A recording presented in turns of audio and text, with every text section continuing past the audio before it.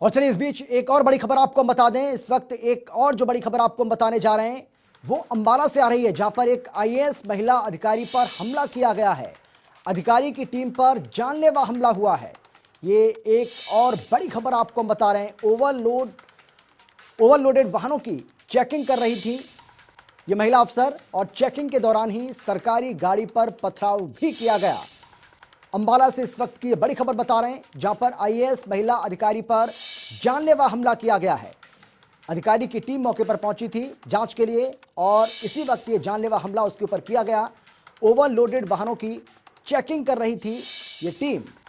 Checking के दौरान ही सरकारी गाड़ी पर पथराव भी किया गया। ये बड़ी खबर आपको हम बता रहे हैं। ओवरलोडिंग माफिया का हमला देखने को मिला है। एडीसी के गनमैन और दूसरे लोगों को भी बताया जा रहा है कि इसमें उनको भी नुकसान पहुंचा है। पुलिस ने काफ़ी अच्छी और काफ़ी क्विक कार्रवाई की है। और सबसे जो दुखद इस चीज़ में रहा वो ये कि जिस टाइम पे उन लोगों ने हमारी गाड़ी घेरी तो वो हमला करने की पूरी नीयत में थे। उन्होंने बाद में भी हम लोगों को जान से मारने तक की धमकी दे दी है कि अगर आरटी अंबाला कोई भी दोबारा से चालानिंग पे उतरता है तो हम लोगों को जान से मार दिया जाएगा। मगर पूरा प्रशासन और सरकार की तरफ से हमें बहुत ज़्यादा हेल्प मिली है और बहुत ज़्यादा सपोर्ट उन लोगों ने हम लोगों को किया है। इनफैक्ट होम मिनिस्टर साहब की तरफ से क्लियर कट आदेश आ गए हैं कि किसी भी तरीके से आप लोगों को डरने की आवश्यकता नहीं है। मगर दुखद ये था कि जितने भी ट्रांसपोर्टर्स उस टाइम पे इकट्ठे हुए उन सब ने हरियाणा सरकार के खिलाफ नारे लगाने शुरू किए जिस टाइम पे उन्होंने हमारी गाड़ी घेरी। ये काफ़ी दुखद हमें महसूस। डीसी मैडम के साथ, प्रीति के साथ जो है यहाँ चेकिंग पे आए हुए थे।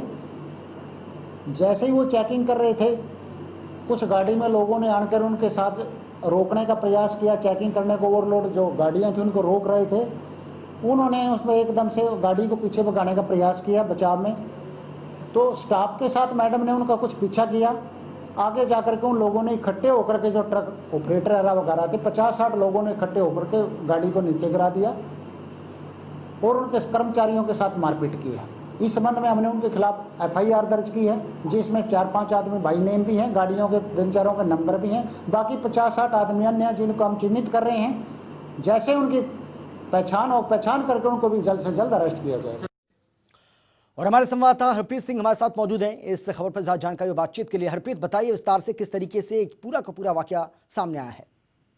जी बिल्कुल, देखिए अगर इस हम पूरे मामले की शुरुआत की अगर हम बात करें तो कुछ दिन पहले अंबाला की जो एडीसी है वो आरटीए का चार्ज भी संभाल रही हैं, और इन्होंने कुछ दिन पहले एक टाइगर जिंदा है नाम से व्हाट्सएप ग्रुप चलाने वाले गिरोह का भंडाफोड़ किया था। और ये जो गिरोह था, ये आरटीए की सूचना जो है वो पूरे हरियाणा में अंबाला के सर्कल में व्हाट्सएप ग्रुप के माध्यम से शेयर करते थे कि इस समय एडीसी यहाँ पर चेकिंग कर रही है तो इस तरफ से गाड़ी मत लेकर जाइए। तो उस गिरोह का इन्होंने पर्दाफाश किया था, और उसके बाद से ही लगातार एडीसी जो है वो इन ओवरलोडेड वाहनों के माफिया के निशाने पर थी। इन्हें कई बार धमकियां मिल रही थी। उससे पहले एक बार इनकी गाड़ी पर हमला हो चुका था, और कल भी इसी तरह से दोपहर से ही अंबाला की एडीसी जो है वो चेकिंग पर थी, और 10 से 12 ओवरलोडेड वाहन जो है उन्होंने उसके चालान भी किए थे। और उसी कड़ी में जैसे ही शाम ढली और ओवरलोडेड वाहनों का एक से दूसरे राज्य में, क्योंकि अंबाला के साथ पड़ोसी राज्य पंजाब है, वहां से हरियाणा की तरफ आने का सिलसिला शुरू हुआ, तो जो ओवरलोडेड वाहन चालक थे, उनके जो मालिक थे,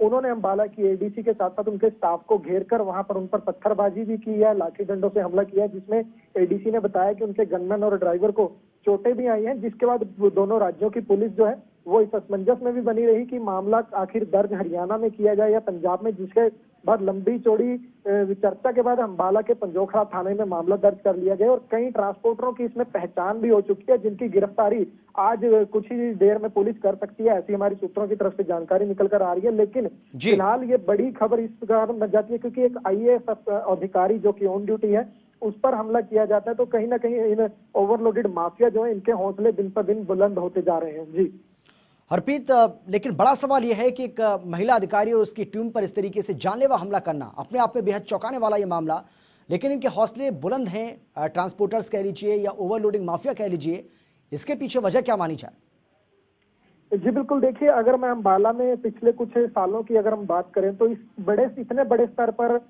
जो ओवरलोडेड माफिया है उस पर कार्रवाई होते हुए नजर नहीं आई है। ये पहली बार है कि जब इतने बड़े लेवल पर अम्बाला में ओवरलोडेड माफिया पर कोई अधिकारी शिकंजा कसते हुए नजर आ रहा है। तो कहीं ना कहीं ये बात इन ओवरलोडेड माफिया को हजम नहीं हो रही है और उनका जो धंधा है इलीगल वो प्रभावित हो रहा है, जिसकी वजह से इस तरह की हरप्रीत, मैं आपको रोकना चाहूंगा। आप अपनी बात पूरी जरूर कीजिएगा, लेकिन एक बार फिर से हम सुनवाते हैं किस तरीके से पूरा का पूरा वाकया सामने आया और महिला अधिकारी ने क्या कुछ कहा इस पूरे मसले को लेकर। मुकदमा दर्ज हो गया है, पुलिस ने काफ़ी अच्छी और काफ़ी क्विक कार्रवाई की है।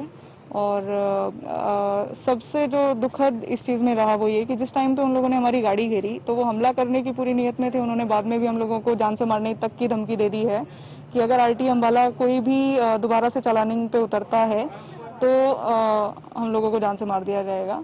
मगर पूरा प्रशासन और सरकार की तरफ से हमें बहुत ज़्यादा हेल्प मिली है और बहुत ज़्यादा सपोर्ट उन लोगों ने हम लोगों को किया है। इनफैक्ट होम मिनिस्टर साहब की तरफ से क्लियर कट आदेश आ गए हैं कि किसी भी तरीके से आप लोगों को डरने की आवश्यकता नहीं है। मगर दुखद ये था कि जितने भी ट्रांसपोर्टर्स उस टाइम पे इकट्ठे हुए उन सब ने हरियाणा सरकार के खिलाफ नारे लगाने शुरू किए जिस टाइम पे उन्होंने हमारी गाड़ी घेरी। ये काफ़ी दुखद हमें महसूस। डीसी मैडम के साथ, प्रीति के साथ जो है यहाँ चेकिंग पे आए हुए थे। जैसे ही वो चेकिंग कर रहे थे कुछ गाड़ी में लोगों ने आकर उनके साथ रोकने का प्रयास किया। चेकिंग करने को ओवरलोड जो गाड़ियां थी उनको रोक रहे थे। उन्होंने उसमें एकदम से गाड़ी को पीछे भगाने का प्रयास किया बचाव में। तो स्टाफ के साथ मैडम ने उनका कुछ पीछा किया। आगे जाकर के उन लोगों ने इकट्ठे होकर के जो ट्रक ऑपरेटर वगैरह थे 50-60 लोगों ने इकट्ठे होकर के गाड़ी को नीचे गिरा दिया और उनके कर्मचारियों के साथ मारपीट की है। इस संबंध में हमने उनके खिलाफ एफआईआर दर्ज की है जिसमें 4-5 आदमी बाई नेम भी हैं, गाड़ियों के 3-4 के नंबर भी हैं। बाकी 50-60 आदमी अन्य हैं जिनको हम चिन्हित कर रहे हैं। जैसे उनकी पहचान करके उनको भी जल्द से जल्द अरेस्ट किया जाएगा। और हमारे संवाददाता हरप्रीत सिंह लगातार हमारे साथ बने हुए हैं। हरप्रीत, अब अपने बात आप पूरी कर सकते हैं। जी बिल्कुल, देखिए अभी जिस तरह से आपने सुना कि एडीसी ने खुद बताया कि जो ये ओवरलोडेड माफिया है उन्होंने सरेआम एक आईएएस अधिकारी को ये धमकी दी है कि अगर भविष्य में चेकिंग की जाएगी तो उन्हें जान से भी मारने तक की धमकी दे दी गई है। तो कहीं ना कहीं मामला बेहद ज्यादा गंभीर था, इसीलिए हरियाणा के गृह मंत्री अनिल विज ने खुद मामले में हस्तक्षेप किया और अधिकारियों को ये निर्देश दिए हैं कि आप अपनी कार्रवाई जारी रखिएगा, किसी भी तरीके से डरने या घबराने की जरूरत नहीं है। जी बिल्कुल हरप्रीत, लेकिन जिस तरीके से आप बता रहे हैं कि सरकार भी अब इस पूरे मामले को लेकर सतर्क, सजग और जागरूक हो गई है। गृहमंत्री ने खुद कहा है कि आपको डरने की जरूरत नहीं है, आप अपने अभियान को आगे भी जारी रखिए। जी बिल्कुल, सीधे तौर पर जिस तरह से रात ये जो मामला हुआ है ये अम्बाला के साथ लगते बिल्कुल पंजाब, हम ये कह सकते हैं कि पंजाब और हरियाणा की बिल्कुल सीमा पर यह मामला हुआ था। तो दो राज्यों के बीच का यह मामला बन गया था, इसलिए पुलिस भी काफी देर असमंजस में रही कि आखिर मामला कहां पर दर्ज किया जाए। फिर अम्बाला के जो सभी प्रशासनिक अधिकारी हैं, फिर उसमें चाहे अम्बाला के उपायुक्त की हम बात करें या अन्य अधिकारियों की बात करें, पुलिस के आला अधिकारियों की बात करें, तो ये पूरा मामला जो है वो हरियाणा के गृह मंत्री अनिल विज को भी ब्रीफ किया गया।